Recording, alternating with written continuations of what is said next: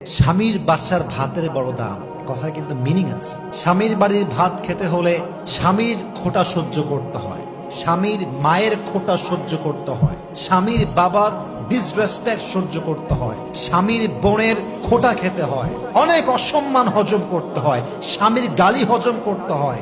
তাই মেয়েরা বলে স্বামীর বাড়ির ভাতের বড় দাম। আমি কথা বলবো, কথা সত্য, তবে একটা কথা অ্যাড করতে হবে। যদি আপনার স্বামীর বাড়ির ভাতের দাম এত বেশি মনে হয়, তবে মাথায় রাখবেন বিয়ের পরে স্বামীর বাড়ির ভাতের দাম যে পরিমাণ বেশি, আপনার নিজের বাপের ঘরের ভাতের দাম তার চেয়ে বেশি। বুঝবেন, জাস্ট তালাকটা নিয়ে বাসায় যান, তাহলে বুঝবেন। জাস্ট তালাকটা হোক, বাসায় যান, 3 মাস থাকেন, 4 মাস থাকেন, 5 মাস থাকেন, স্বামী নাই তালাক হয়ে গিয়েছে, তখন বুঝবেন স্বামীর বাড়ির ভাতের দাম বেশি নয়, এখন তো মনে হচ্ছে বাপের বাড়ির ভাতের দামই বেশি হয়ে গিয়েছে। ঠিক কিনা বলেন? একজন তালাকপ্রাপ্ত মেয়ে লিখেছে, যদি একবার সুযোগ পেতাম, একবার চান্স পেতাম, বাপের বাসা ছাড়তাম, আজীবন লাথি খাই, গুতা খাই, অসম্মান খাই, স্বামীর ঘরে বসতাম, স্বামীর ঘরে বাঁচতাম। তালাকপ্রাপ্ত মেয়ের কথা এটা। অতএব মাথায় রাখতে হবে, যদি স্বামীর অবদান স্বীকার করতে না পারেন, স্বামী খাওয়াচ্ছে, স্বামী পড়াচ্ছে, যা হোক, তা বাসায় রাখছে তো, যাই হোক কারেন্ট বিল দিচ্ছে তো, যাই হোক খাওয়াচ্ছে তো, নুন পাত পান্তা ভাত যাই হোক খাওয়াচ্ছে তো, স্যাক্রিফাইস স্বীকার করেন যে স্বামী আপনি যা করছেন enough, it's enough for me, আলহামদুলিল্লাহ, উই আর সো হ্যাপি, আমরা খুশি আছি। এই একটা বাক্য স্বামীর মনকে প্রফুল্ল করে দেয়, শান্ত করে দেয়। ঠিক কিনা বলেন সবাই? স্বামীর যে পরিবার, বাবা মা, তার ভাই, তার বোন, সবাইকে রেসপেক্ট, সম্মান করে।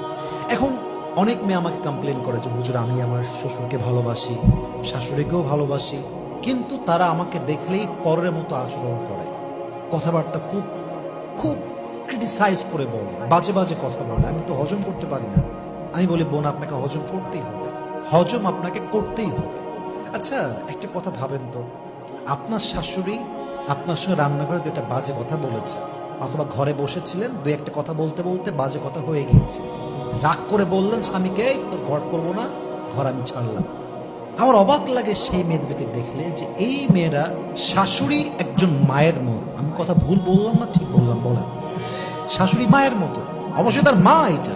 আচ্ছা, এই শাশুড়ির সঙ্গে ঝগড়া হইল বলে আপনি ঘর ছাড়লেন, আপনি যে বাসায় গেলেন, আপনি তো মিয়া মায়ের সঙ্গে প্রত্যেকদিন উঠতে বসতে ঝগড়া করেন। হ্যাঁ, মেয়েরা ঝগড়া করে মায়ের সাথে, রান্নাঘরে ঝগড়া, খাইতে বসে ঝগড়া, রুমের মধ্যে ঝগড়া। তার মানে কি? একসঙ্গে থাকলে ঝগড়া হয়, স্বাভাবিক, ন্যাচার। তো আপনি মায়ের সঙ্গে ঝগড়া করলে সহ্য করতে পারেন কেন? ওইটা আপনার রক্ত। আর শাশুড়ির ঘরে সহ্য করতে পারেন না কেন? ওইটা আপনার রক্ত নয়। এই মাইন্ডসেট চেঞ্জ করেন। শাশুড়িকে একদম নিজের মায়ের মতো দেখবেন।